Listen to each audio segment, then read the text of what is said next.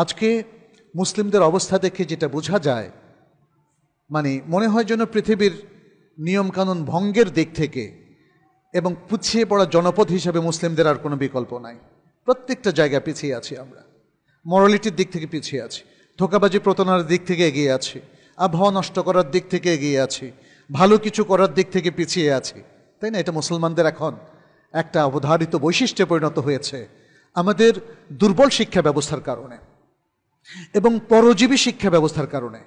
মুসলিম শিক্ষা ব্যবস্থা মুসলিম গবেষকদের দ্বারা পরিচালিত হতে হবে এবং আমাদের বিশ্ববিদ্যালয় শিক্ষা, আমাদের কলেজ শিক্ষা, আমাদের মাধ্যমিক, আমাদের প্রাইমারি শিক্ষা, এই সব কিছুকে নতুনভাবে ঢেলে সাজানো প্রয়োজন এবং কারিকুলাম সমৃদ্ধ করা প্রয়োজন এবং সেখানে নৈতিক শিক্ষাকে হাইলাইট করা, ফোকাস করা প্রয়োজন।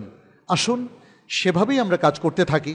আশা করি আল্লাহ সুবহানাহু ওয়া তাআলা তিনি আমাদেরকে সাফল্য দিবেন এবং আশা করছি আল্লাহ সুবহানাহু ওয়া তাআলা আমাদেরকে তৌফিক দেবেন যেন আমরা এই কাজগুলো সুন্দরভাবে করতে পারি। আল্লাহ যেন আমাদের সকলকেই ভালো কাজের তৌফিক দান করেন।